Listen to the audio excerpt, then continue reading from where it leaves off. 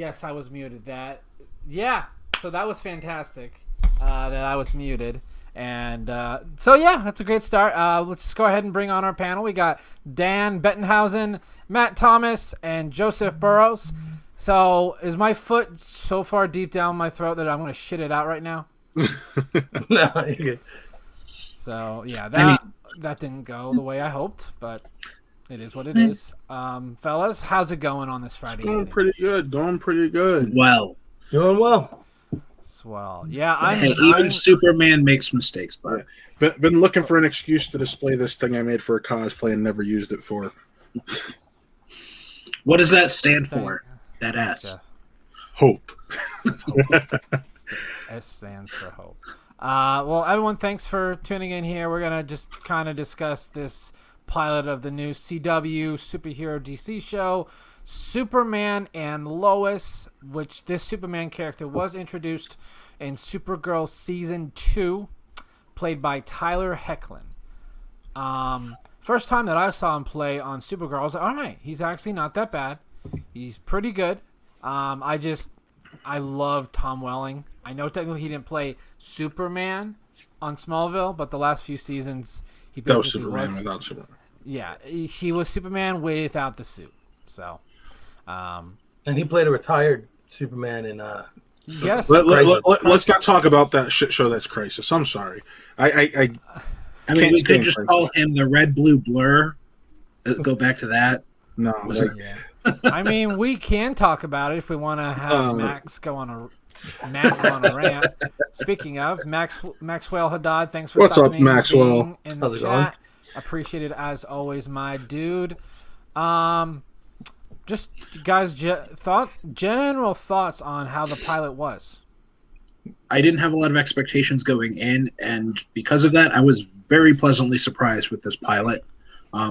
Still, I mean, you can definitely tell it's a CW show, but it wasn't overly CW, if that makes any sense. Yeah, for anyone that has watched the prior CW DC shows, you kind of know what Dan is talking about. They have certain things in there that it's because it's on the CW, they have to. So that's my big worry going into this. I was happy that they didn't spend too much time on Superman's origin. We've seen that a lot of times. They gave it just enough. They gave you the back info without beating you over the head with it, which I enjoyed. I thought it was really good. I enjoyed this episode a lot. Yeah, and I like how it starts. Like, it's basically we get caught up to speed on this version of Superman. Basically comes to Earth, found by his parents, becomes Superman, gets introduced to Lois Lane at the Daily Planet. They get engaged at the Fortress of Solitude. So it's just a quick, this is how we got here. So basically, you know this story already. Let me just get. Yes, this story. We don't it's kind of like what they did with Spider-Man: Homecoming. It's like, yeah, you know the Uncle Ben side of things, so we're just going to skip out on that. I was just going to say Superman, Batman, and Spider-Man have probably had the most origin story repeats. Jeff, that's pretty much it. As long as you're somewhat attractive, they will. You don't have to. That's the CW in general. But no, I think Dan hit on a nice thought, which I want to kind of echo. You could tell it doesn't feel completely like a CW show, and I think that the DC Universe app that is now defunct was kind of the testing ground for this with Stargirl. What people don't realize is even though Stargirl was telecast the following day, it was made by DC Universe, and they used the HBO Max quality cameras, so they're using the same kind of filming style they used with that show on these. And you can see that Greg Berlanti, who has kind of had this flip of the switch change in mentality to we're going to treat these more like HBO shows. You see it with Titans, you see it with Doom Patrol, you see it with Stargirl, which I think this is the most comparable to. And now you see it with this. I absolutely love this. Because of Stargirl, I had expectations going into this. I'm like, all right, you won me over with Stargirl. This is the Superman it looks like I've wanted to see. Granted, I still love Man of Steel, as you can see based off of this. But I still like the Superman who has hope and is a good, genuine person and isn't questioning who he is. Granted, I like both iterations because it's okay to like both people. You don't have to pick Hecklin or Cap. Like both. That's okay. Just like how you can like Marvel and DC. It's okay to like more than one thing. So I mean, as comic book fans especially, we're used to multiple iterations of characters. Exactly. And I don't get why people, and Jeff, you gave up on the CW shows in January 2018. Here's what I'll say for this. This feels like a reboot. I'm going to say that flat out. This feels like a reboot show because there's nothing, as far as we know, tying it to, it's about 14, 15 years in the future. And there's nothing tying it to the other shows so far. Right.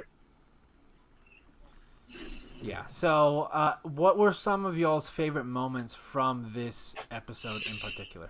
Thanks, my mom made it. Yeah. That was, Although, kind of a dick move. Gave the kid his hat back and then blew it off his head. Like, come on, man. I like that opening because that's probably the biggest Easter egg from it. Him dropping that green PT Cruiser is very reminiscent of the cover of Superman #1. And that costume is very reminiscent of the old Fleischer cartoons. So seeing that, it's the original comic. Like that's I live in Cleveland. If you go to the and they're just remember, Metropolis is Cleveland, people. As much as people like to forget that, you can go. They literally grew up about more Chicago. People will the creators will tell you they based it off of Cleveland. That's what back when Superman came out, Cleveland was considered among the Chicagos, the New Yorks, and then metropolitan area. Over the last 50 to 60 years is when it started dying down. But I live about 10 minutes from where Superman was created, and there's a Jewish history museum because the creators are Jewish, and they have an original print encased for people to see of the first Superman comic, the first action comics. Yeah, exactly. So I seeing that specific scene, it blew me away because I'm like, I can drive 10 minutes away and go see this in person and not on a computer screen just looking at the art. I can actually see that in person, and it blows me away just thinking about it. It's just missing the tuft, like I said. Exactly. Yeah, I think one of the cool things I liked in the beginning of this was when he goes to the power plant and he uses his freezing breath on the water. Okay, I don't know why it did that. We lost his camera, but you can still hear him. New features. Gotta love it. Oh, this is. I think your camera just died, Buck. Yeah. No, I know what the camera's. It's just being.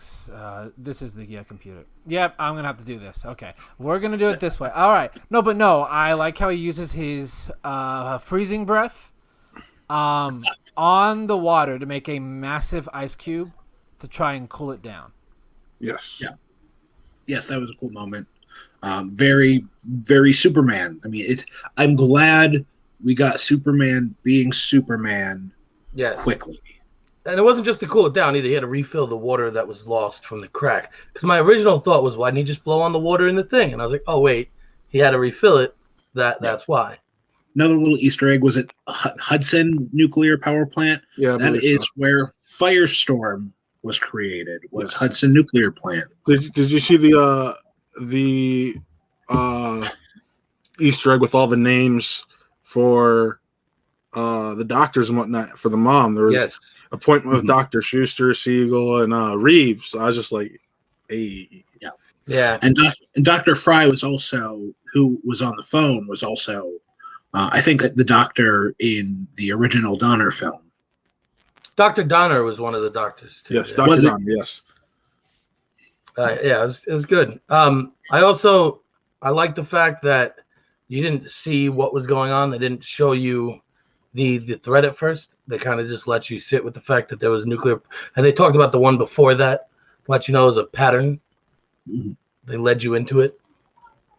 Yeah, and all in all, I'm glad we got a jump forward. It was a quick jump forward. It's like, here's what the situation is. Superman. We're going to give you the Spark Notes versions. Here are their kids. We're not going to start the show with them as little kids. We're going to get you to the teenage years, and here's where we're starting. Right, they just gave you without having to take 3-4 episodes to get there. And, Yes. and they just Whole gave you a season, quick yeah. run through of the powers. Like they're like Right. ice breath, laser. Like they went through everything real quick. Just boom, boom, boom. And it's what I really appreciated about the show. Granted, after we do this, my brother hasn't watched it yet, and he's like, yeah, I don't know. I started getting out of the CW. I'm like, look, dude, it feels like one of the DC Universe shows we love. Just trust me on this. And he's like, all right, well, we can watch it. I'll give it a shot.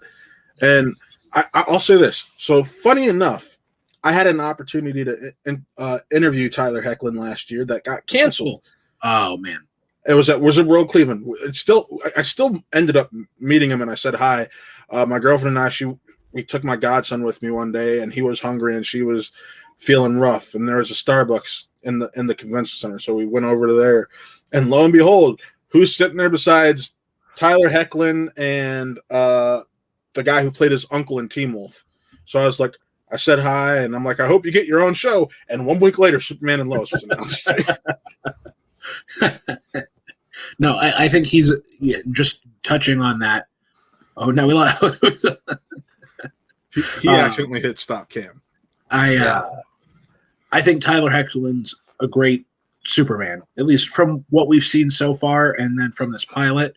I think he's going to do a great job being Superman and Clark, because again, Superman is two people. Exactly. He's Clark Kent and he's Superman, and I think he's shown the ability to be both from this pilot. I enjoyed the nervousness when he met Lois. The all shucksness that shined through. Yeah. See, and I think even when he was cast, I'm like that, because a lot of people are like, oh, the guy from Teen Wolf. I'm like, do you watch Teen Wolf? He was one of the few reasons that show was even bearable for the first few years. For those who aren't too familiar with Tyler Hoechlin either, he was also the kid in Road to Perdition. He's also in one of my favorite movies, Everybody Wants Some, which I highly recommend. So the guy has acting chops. Yes. But no, Joe, to your point, his aw shucksness gave me some very Christopher Reeves vibes, which I thought were great. So we also, a big point of the show is he has twin teenage sons, even though they look like they're in their early. Yeah, they even never though look like they're in their 20s. Well, I think the actors both like 17, but they're playing like 14, 15-year-olds. Yeah. Yeah. And I like how they're not alike whatsoever. They're completely different. One is basically the jock, so outgoing, confident, athletic, the one you would probably think has his abilities. Yeah, they hinted at it. And his name is Jonathan, after his father, which I thought was pretty cool. Jordan after his other father. Let's not ignore that fact. I was trying to figure out why it was Jordan. It just hit you, Jor-El. You can't name your kid Jor-El, so how close can you get in English? Jordan. I guess I just didn't put that together. I didn't know that. Whatever. Hey. But no, and then Jordan is a little bit more reserved, shy. Has mental health issues. Yeah. We find out on the show that recently he had been diagnosed with social anxiety disorder. The one thing I really like about this relationship is that they feel like brothers. Mm-hmm. They don't get along all the time. And conversely, they're not fighting all the time either. There actually seems to be a real bond there. Yes, they tease each other. Like they know when to tease each other. They know when. Yeah, they know when to tease each other. They know when to support each other. But at the end of the day, you tell that they care about each other. Exactly. And I'm interested to see if this, like I said, we're jumping around a little bit, but it's fine. It doesn't have to be exactly how we do our other ones. It's fine if we jump around on this. It's interesting if the acceptance from the one who doesn't currently have powers for the one that does have powers holds up. I hope it does. I think it will, because what and the reason I think this is because you look at the one who has powers and the one compared to the one who doesn't. The one who has powers basically has everything he could want right now in life. Right. Like if anything, that's maybe like another season or two away. Yeah, that's what he says. He goes, that just proves what I've known all along. Yeah, he's like, my athletic gifts are natural. and let's be honest, I'm pretty sure eventually powers will awaken in him. I think so, later on, because it happens so late in their lives. They're already teenagers. Like Clark knew what was going on with him at a young age. Yeah, he's probably like 6 or 7 when he probably got his first power, which most of the time I think is strength from every version that I've seen. Yeah, because we saw him throw the football through the flight. Usually the last thing he gets. The part of the house. They're like, oh. Some of that might be because, well, he was a full Kryptonian. Yeah. These kids aren't full Kryptonian. They're half. Yeah, they're half Kryptonian. So maybe that's why it took long. And also, there's the thing that we were talking about. Maybe it's half and half. Yeah. Maybe Jordan got laser vision and strength. And maybe Jonathan gets speed and frozen breath. That would be cool. We'll see who ends up getting flight. I think it's also really important that they show that even though Superman is Superman, indestructible, has all these powers, the rest of his life can still be a complete mess. So it doesn't matter how much you have going for you, shit can still be fucking up in your life. Yeah, you can be the strongest man in the world, could be the savior, but you could not be a good dad. See, and that's what we're seeing in the show, and which is what I like. I think that's what resonated with me because a lot of the issues people have with Superman is he's invulnerable, right? This show, we're actually seeing him be vulnerable in a different way. Right. You're actually like even in the old Reeves movies, his biggest issue is, oh shucks, I gotta hide this secret from Lois. He doesn't. What could we got in the chat, fellas? Jesse, my boy, I love you, Jesse. The Jackal has a big week coming up, so yes, I know I'm rooting for Jesse in that match. Yes. So, be a good match. But like, I think this show right now is finding that perfect mix of what Snyder was trying to do, and what, the whole Reeves and Brandon Routh films are trying to do. Yeah. Where you're getting to see that human struggle, but he's still Superman. Yeah. The issue a lot of people have with the Snyder films is, you don't see that human struggle. He's just, I feel out of place. This guy feels naturally out of place compared to Zack Snyder's, where he just felt unnaturally out of place. Yeah. Yeah. Hey, I've been praising Man of Steel all night. Pause. I like Man of Steel. I saw a lot of, after that news that dropped today, which we'll talk about near the end. I saw a lot of people trashing Man of Steel again. I love Man of Steel. I'm like, I get it's not your cup of tea, but you don't need to trash it. I like having multiple takes on these characters. I think that exactly, and that's what we're probably going to be getting there. Do you mind if we talk a little bit about what we didn't like? I mean, not to assume that there was stuff you didn't like, but I do have some critiques of the episode. Exactly. Go right ahead. I think for me, for a show called Superman and Lois, I want more Lois. Yeah, there was not a lot of Lois there. I wonder if they just didn't want to call it Superman. Pilot, though. I think that was a pilot because you had his struggle is what causes this story to move forward. Yeah. His struggle with balancing between Superman and Clark and his now family. He's got these 2 teenage boys. Why'd you block Jeff for 5 minutes? Because he gave a shitty ass take. He theory. Called Man of Steel an masterpiece after Jesse called it a masterpiece. I have a theory on this. I think that it's going to be Superman is his villain that he's fighting. I think that Lois Lane is going to be investigating the other side of this, which is Morgan Edge. Exactly. And then I think at the end it's all going to converge. So it's going to be I really do hope so. And I think we're going to get more of that in this upcoming episode.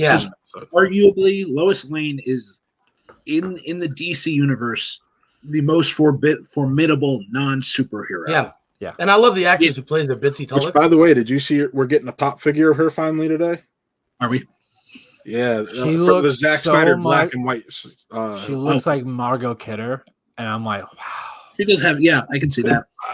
I will say this: I am very proud of Elizabeth Tulloch because I'm not gonna lie, I fucking hated her so far before this. And I think that's more so to do with how they were doing the characters of Superman and Lois. Like, it was that cheesy CW bullshit, and now it's like, no, we're treating this like an HBO show, and this is what I want from my Lois Lane. Yeah. I do, like I said, I have a journalism background. That's what I studied. Like I'm very interested. So I want to see like the investigation stuff. Like, so I'm hoping, like I said, I say critique. It's just I want Lois to be established early. Yeah. For those who may not be so familiar with her, to be to the other account. Wow, Jeff. Wow, and he doesn't want to block his own YouTube account for 5 minutes. No, I don't even know if that, like, can you time yourself out? I think you can. I'm not sure. I don't want to try. I don't want to try. So the one thing that I didn't like, but I knew it was coming, it's a CW show. So there's the high school romance soap opera type stuff with the two boys, and it's Sarah. Is that Lana's daughter's name? And I love who plays Lana Lang. I love it. If you're a fan of Entourage, you'll know who that is. Emmanuel Chirky. Yeah. Something like that. The only thing is, she's only set for this one episode. We're not going to see her again, I don't believe, for the rest of the season. We don't know that because you know how CW shows are. I'm just saying, again, according to IMDb, most actors are set for 13 episodes. She's noted as the one. IMDb said Pietro is only in one episode of WandaVision. He's been in 3 so far. So I hear what you're saying. It's more like 1 1/4. He's appeared in 3 separate episodes. That still counts as an episode in your total. Right. It's just she does not. My point being, she does not appear that she's going to be a major part. Her husband seems like he's going to be a more major part than she is. I completely forgot about the GCPD show. I completely forgot how that's going to tie into the Batman. Oh, yeah. I just hope that they do a better job than they did on Gotham. And actually, that's what I was about to get into, because the Green Lantern show is actually supposed to tie into these CW shows, which is why I think they're focusing on upping the quality of storytelling, just overall quality of the shows in general going forward. That doesn't count, Jeremy. No. Of course it was great. It was done by HBO. Like, we can't compare HBO and CW. Yes, that is correct. I didn't want to drop my Schmoe down knowledge, but yes, that is correct. Joe, to your point, yeah, I mean, we're going to get that. It's a CW show. To me, as far as what it could have been, it wasn't terribly egregious.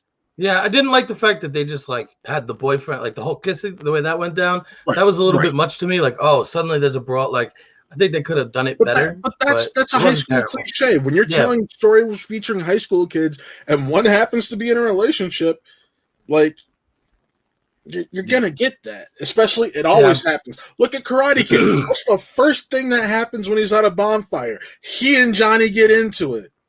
Yeah. And I do like the fact they bonded over their issues and all that. That was done well. What are you guys? Speaking of Lois, what do you think Morgan Edge is doing in Smallville? Same thing Lex Luthor was doing in Smallville, the TV show. Well, I think what it is, I think he's looking for kryptonite. Yeah. I think the reason why he's buying, because he said he's opening up the coal mines, trying to find new sources of energy and all that. I think it could be looking for pieces of meteors. Like I said, same thing Lex Luthor was doing in Smallville. Jesse, I think originally when they're trying to do both with this multiverse stuff. That's the thing. The Flash. I believe that I heard rumors that Grant Gustin is going to be appearing in the Flash movie. Yes. So they're kind of trying to tie everything together. I think because I think that they realize this is the only way we can get away with what we want to do and keep interfering in stuff going forward. You're not wrong, Jesse. There's a lot of things in the CW shows that are very cringeworthy.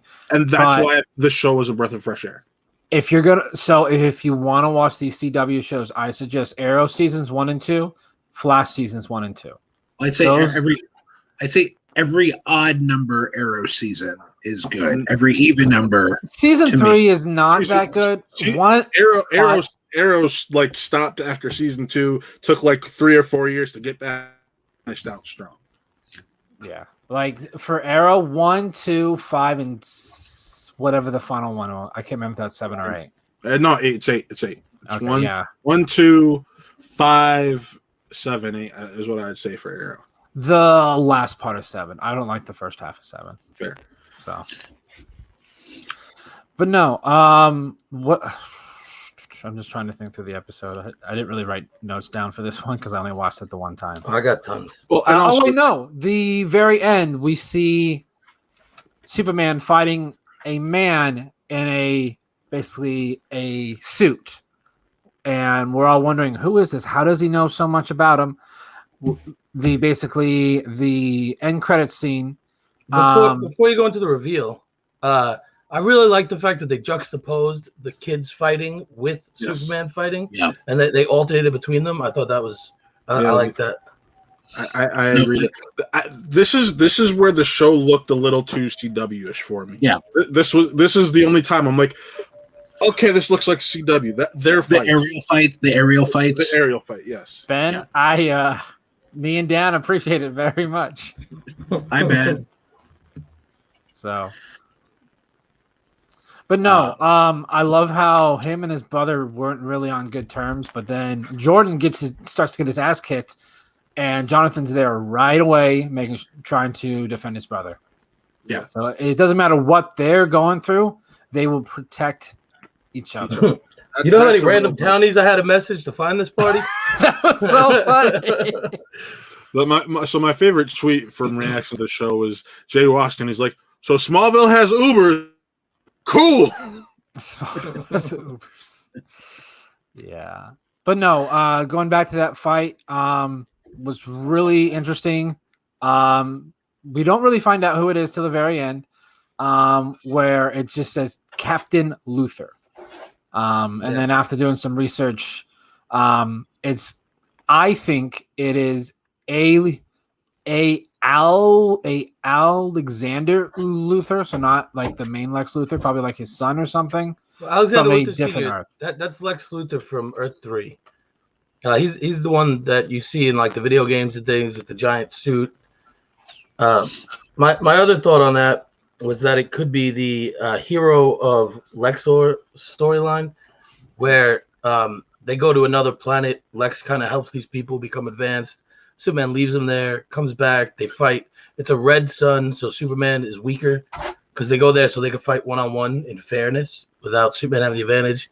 Then Superman develops a film so he can keep his powers when he goes there. Lex builds a giant robot. Then the planet gets destroyed, and then Lex takes a ship back to Earth. Superman thinks he's dead. So if that all happened during the multiverse, when the realities were collapsing, it's possible that we could just have a second Lex because, remember, Lex was the president of the United States in this world at one point. So I'm not going to discount any possibilities of that being the case. It would explain the spaceship too. Yeah. Yeah, and the whole thing, how he said his world was destroyed, and I'm going to assume it was because of Crisis. I'm just curious on how he got there. Jeremy, I will highly disagree with that. Black Lightning is not the best CW show. What is the best show then for you? I think Stargirl. Stargirl, I can't consider Stargirl a CW show until I see what it turns out this year. That was a DC Universe show that DC Universe saw the writing on the wall. So they're like, let's test this a little bit. To me, it's Legends of Tomorrow. I love Legends. Bingo! That was my answer. Legends is so funny. So literally, take away season 1 of Legends, watch the rest of the series. It's the show that figured out what the CW is. It pokes fun at itself, and you just have a blast. Hilarious. And I like this. Whoa. Jesse, I'm not going to let you besmirch Titans. Get on HBO Max, watch that shit, and you're going to be shocked because Titans is a fucking treasure. Season 1 was decent. Season 2 was decent. Like, I don't hate it, but I don't love it. I loved season 2. Season 1 was okay. I like Doom Patrol more than Titans, but I liked season 1 of Doom Patrol more than season 1 of Titans. Season 2 of Doom Patrol I liked less than Titans. I need to watch all the HBO/DC Universe stuff. I have not gotten around to it yet. So if we're gonna rank it, Harley Quinn is the best one. There's no. Oh, okay.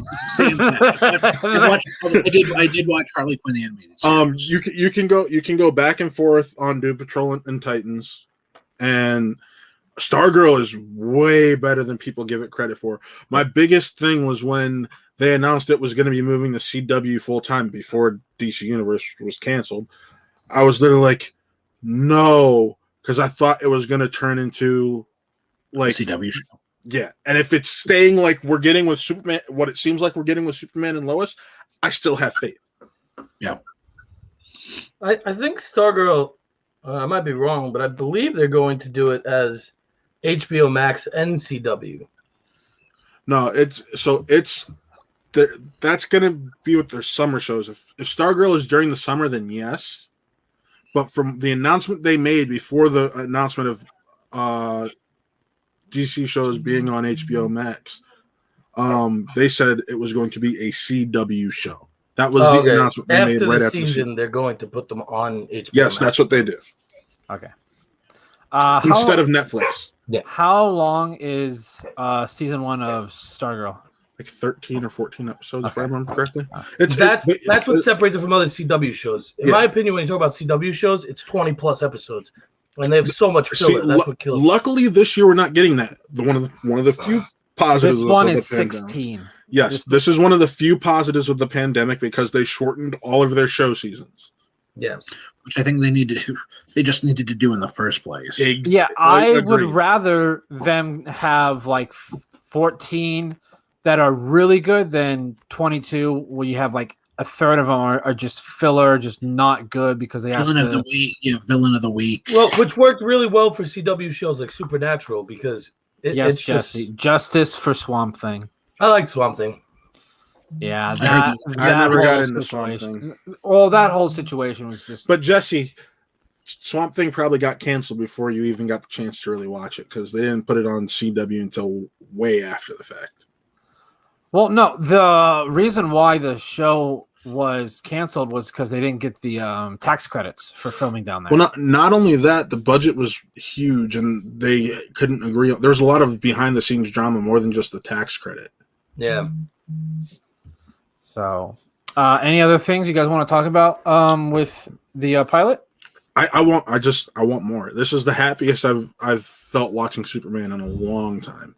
Yeah, I feel like a lot of the CW stuff lately, it's like I want to watch because I'm invested, but I haven't been getting max enjoyment out of it. Whereas this one, I'm now looking forward to it. I'm going like if I can't watch it live, it's something I will prioritize watching first after I record. Yeah, when I record it. This and Stargirl. Yeah, the two that Dan, I'm the exact same way because I'm not gonna lie. When I started doing the past few years because it started like I'm invested in these, but I don't feel the need to go watch them right away. I would like wait 3 or 4 weeks, watch 4 episodes, and wait another 3 or 4 weeks to watch all the episodes on this, and just so I'd get in the groove of it because the show. Let's be honest, the show quality is not at least on what we'll call the main 4 now, which is Flash, Legends, Batwoman, and Black Lightning. 5, Supergirl. I haven't even touched Supergirl this season. I'm not even gonna lie. Well, I think this is the first show. Yeah, okay. I think this is the first show since it ended like in May for all these shows. Batwoman is okay. Yeah. Batwoman's really good this season. Batwoman's been good. The departure of Ruby Rose is welcome because she was the worst part. When they casted her, I was like, "Are you kidding me?" Joe and I were talking a little bit before that I think she was good in the action scenes, but she could give a crap. I don't need about to, Jesse. I don't need to change your mind. It's correct. He's so good. No, you are correct because when we were talking about on our main show the other day when we talked about all the Flash movie news from last week, I brought up the fact I'm like, if you could somehow get Tom Cavanaugh to be your Eobard Thawne, that's the only person I want. Dude, he's so good as just straight Eobard. Yeah. He's so good in all of the wells. Yeah. The whole we actually had a debate about this because we're like, who could play Thawne? None of us could agree on anyone. I'm like somebody. I would like to see the guy who plays Homelander Anthony on Starr. Boys. Yes. See, somebody said my issue is he's fucking 5'7" in real life. Oh shit. Never mind. He wears heels on the set of Boys. Okay, my pick was actually from The Boys. I would love to see Carl Urban as That'd be an inspired choice. like that Carl, because when I think of Eobard Thawne, I think of, besides our boy Tom Cavanaugh, I love the Flashpoint Paradox animated film. He's got this deep, menacing voice, and Carl Urban's got that. I thought of Dredd immediately. Dredd I wouldn't be against it. Yeah, and then even in The Boys, he's just got the right tone for it, and I love that. I kind of envision two different Thrawns. That one, or kind of a more like lanky, manic Thrawn too. So either kind of side of the coin. Hey, Flash, get over here. But no, I can't. People are like Matthew McConaughey. I'm like, keep Matthew McConaughey. All right. I'm like, his voice is. I love McConaughey as an actor. He sounds the same in every movie. Yeah. Yeah, I don't see him as Thrawn. But no, Hugh Jackman. I could do with Hugh Jackman. That's not a bad one. Yeah. He can play manic enough. But I feel like, especially for people like us who have watched these shows, it's hard to think about who could you see as what, because it's like, all right, well, Ezra Miller is the Flash. That was one of those ones like, okay, you've seen Ezra Miller in all these other roles. He plays a Barry Allen-esque character in a lot of films, so that was easy to make a transition like that. And I might be in a minority. If you guys are on the same boat as me, great. But Grant Gustin is a great CW Flash. I do not see him. I agree. I do not see Nobody him will disagree. Nobody would disagree. He doesn't have the presence for the big screen. There's just certain people that like they're good on TV. Yeah, he's a TV actor. Oh no, Ben, we're not talking about Thawne and Flash. We're talking. We brought up the movie real quick, but yeah, that's Thrawn. No, it's Thawne, because Thrawn is Star Wars. I mean, that's what I'm he saying. left out the E, but it's Thawne. Yeah. Right. But first of all, who names themselves? Who names their child Eobard? Oh, the 24th century kind. Hush, Jesse, you didn't derail it. Jesse, have you watched this channel before? We always get to anything we do, we go off topic. It's just, it's our brand. Like we don't stay on topic. We try. Well, we covered the show quickly. Let's be honest. The only thing quicker than our WandaVision show. Let's be honest. The only thing we didn't really talk about was the discovery of who has the powers and why. That's the only thing we didn't really cover from this entire episode. And Ma Kent died. Oh, that's it. Those are the two things we didn't cover. That was pretty ballsy, though. That was pretty ballsy. It made so much sense. Yeah. Him pulling the kryptonite out of himself while he was free falling in terminal velocity. For one show. And just stopped. Jeff, he was on for one show, but has he watched any of the other things to know that we typically go off the rails? So anyhow. We also got some huge Superman movie news today. Yes. They're in the process of doing a reboot. And he's going to be black. What are your thoughts, Matt? I will go straight to you. We were freaking out in the group chat, in our Who Are They Real Entertainment group chat today. I am excited. It means we're most likely getting Val Zod. If they do Clark Kent, I will be upset because Val Zod has a fantastic story, as much as people want to pretend he doesn't. Because if you decide to make Clark Kent black when there's already a black Superman in comic lore, then you're doing a disservice to multiple fans, because there are fans of Val Zod out there. My thing is, I will take any actor that is not Michael B. Jordan, please. You mean the one that everybody is now predicting? Well, because they're predicting him because Michael B. Jordan reached out to WB about doing a Val Zod story. Here's my thing. I love Michael B. Jordan. I need to see other young black actors out there besides Michael B. Jordan, because there are more than Michael B. Jordan. What about John David Washington? Would you like to see? Too old. Yeah. Too short too. Yeah. He's about 5'6", 5'7". No, thank you. Yeah, Superman needs to be like 6'4", 2. Like, needs to be believable. Realistically, you're probably going to get someone between because all Michael B. Jordan's only 5'10", you're probably going to get someone who's between 5'10" and 6'2". That's just what you're looking at realistically. My personal choice on who I'd love and I think would do a fantastic job, John Boyega. After what happened to him here in the last few years, he has that connection with JJ. That's the other thing. JJ is producing it. Yes. I think a Daniel Kaluuya could also do a great job. Daniel Kaluuya doesn't like doing the big budget stuff. Yeah, right. He likes his character studies. That's fair. And I learned that I want Jon Stewart. Jon Stewart is supposedly going to be the focus of the Green Lantern television show.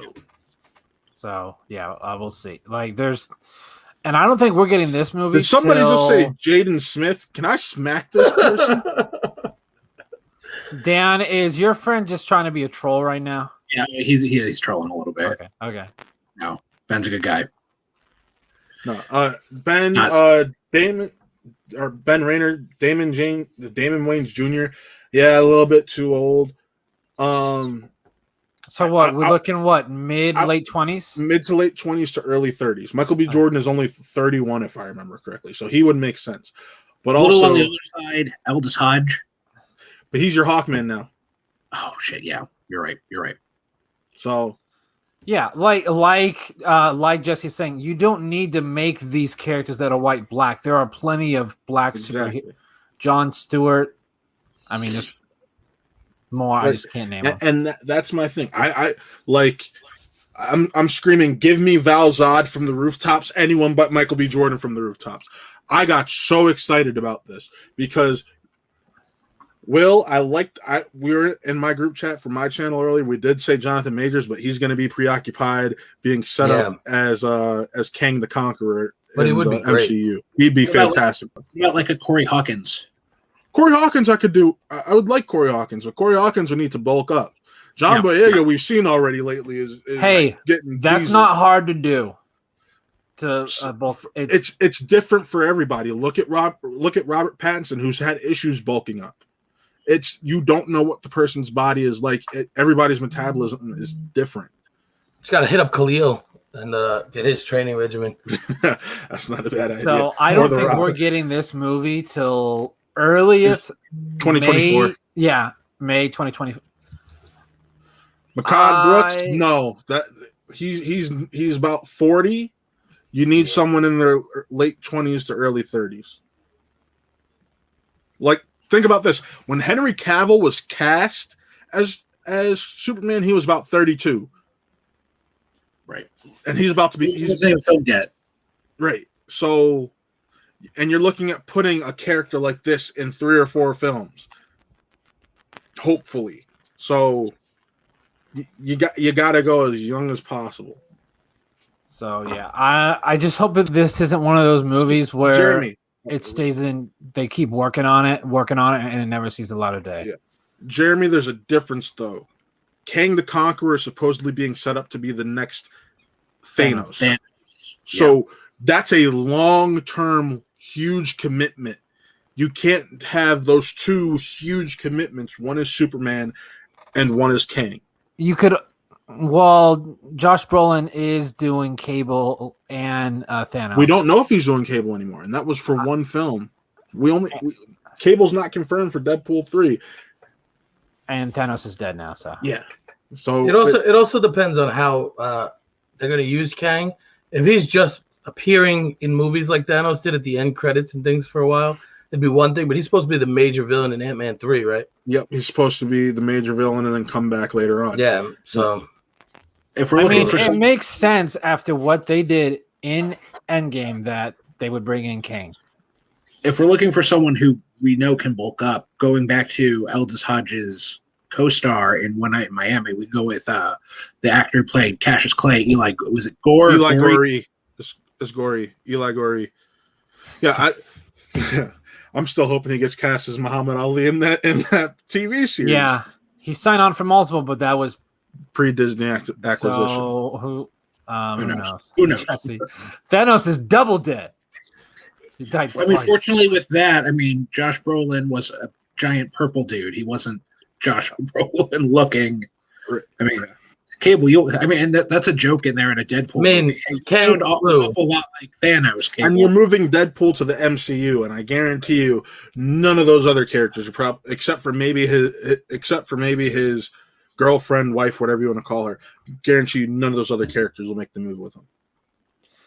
So yeah, I'm very interested to see if this gets any further. Like, will we then? Because they didn't announce a director, right? It was just JJ is the producing writer. and a writer.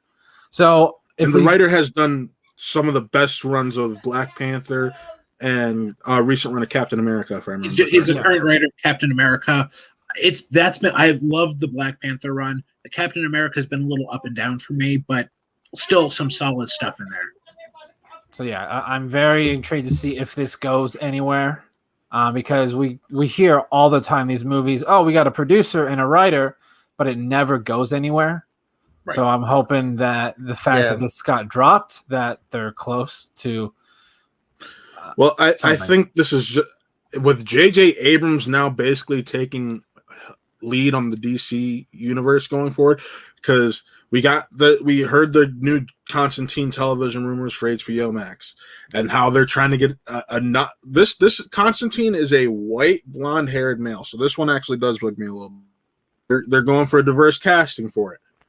Okay, but Constantine has always been a certain way. I get it. Yeah, it doesn't bother me as much if, like, with Constantine, because the thing that's most important is that he's British and bisexual. More so than the color of his skin. It's not relevant to his character exactly, but he has to be British. He has to be an alcoholic. He has to be into men and women. Like that was the biggest thing. Like, those are his character. Like, which is why I love him on Legends of Tomorrow, because that's been the best representation. Matt Ryan he's so good. Yeah, I want Matt Ryan in a movie. He got screwed over. Yeah. That NBC deal was not. Yeah, just that was before. That was when they were just trying to pump out as much DC content as they could, and they hadn't figured shit out yet. And then streaming services really hit around the time of that happening. Yeah, I wouldn't be surprised if all of these shows that are on the CW eventually transition to being on straight HBO Max, like not even being on. So what's being talked about is eventually they'll be premiering on HBO Max a day early, and then the next day it'll be on the CW. Okay. And they're going to start testing that with CW shows this summer. I mean, and that's an encouraging sign for the quality, like visual quality of these shows, if that's the case. Yeah, I'm very excited to see. I'm definitely all in on this show though for Superman and Lois. I love the pilot, so I'll definitely be watching week to week. And we may do one of these every week. We may not. It just depends on if what's in the episode is we can make at least 30 minutes of content out of it. Because there could be one thing where there's only one thing to talk about and it takes us 15 minutes. So it's just. Yeah, I mean, we could also do bi-weekly, talk about the previous two episodes or something like that. Yeah, we could definitely do that. Any parting thoughts for tonight, fellas? That's my favorite Superman costume already. Just not gonna lie, that is my favorite Superman costume so far. Yeah, it looks pretty nice. For those watching this, if you haven't watched it, it'd be the one CW show, DC show I'd really push for you to watch. Besides Smallville. And I'm just super excited. I think this Lex has a lot of promise just from the little bit that this Luther. I just think that he has a lot of promise just from the tone. How he was like already fighting Superman. It wasn't like he wasn't like a sniveling kind of guy. You know what I mean? It's the first time we've seen Lex in a movie square up and like throw down with Superman like that. Yeah, on a show. Yeah, definitely gonna be. I think I'm really interested in the relationship between the brothers.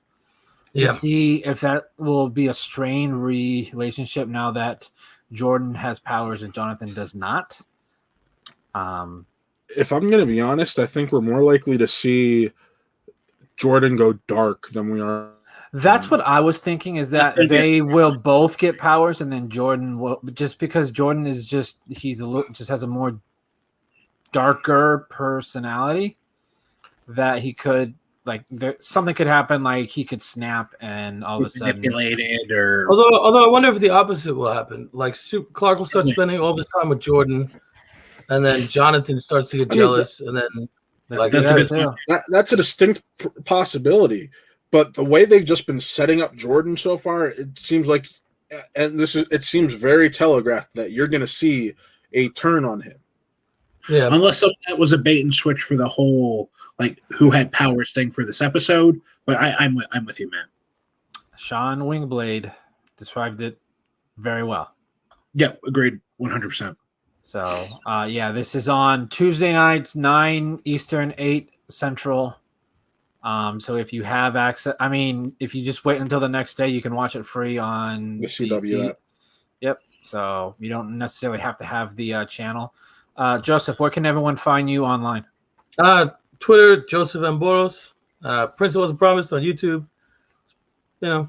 Yep. So, if you are in the Schmoedown space, you've seen the Prince that wasn't promised. So you've seen him around. Matt, where can everyone find you? You can find me on Who Are They Real Entertainment throughout the week, and always making guest spots, whether it be here on Schmoe Me the Money, the Ultimate Schmoedown Show. Well, I guess not anymore, but for them on Pop Culture Universe, or occasionally LGR. So, but yeah, primarily Who Are They Real Entertainment. You can find me on Twitter at WattMovies_Matt, and yeah. And Dan, You can find me on Twitter at dhouse77. Otherwise, I do a lot of stuff with hanging out with the generals in the Action Army, and you can find me throughout the week streaming tabletop RPG games on Twitch at McStabber Studios. Oh, and you could also hear my voiceovers on some of the Let's Get Ready shows. Holocron. dude, that Holocron voiceover is some good stuff. Like, it's my favorite thing. Like, I want to play that on the loop. I'm like, It gives me chills. It does. It really gives me chills. So, for those of you that are new here, we also do a WandaVision recap show. It will be airing tomorrow live, 12 p.m. Pacific Eastern Standard Time, 9 a.m. Pacific. What? You said Pacific Eastern Standard Time. Yeah. 12 p.m. Eastern Standard Time, 9 a.m. I was about to say, are you on rent? No, but no, go ahead and check it out. We will be talking about the penultimate episode here. There were some really eye-opening things that were dropped this past week. It'll be awesome to discuss tomorrow. We'll have Dan on there. We'll have Jeff, my usual co-host. We may have a guest or two. You'll just have to wait and see and watch. Make sure to like the video. Comment once this video is done. Do you guys want to see us do more of these videos on Superman and Lois, and just kind of give your general thoughts on the pilot? If you have not subscribed, we would like, if you could, subscribe to the channel. We are a young channel just trying to grow, so trying to get as many subscribers as we can, just to try and get our name out there. Until next time, I gotta get the video ready. I will see y'all later.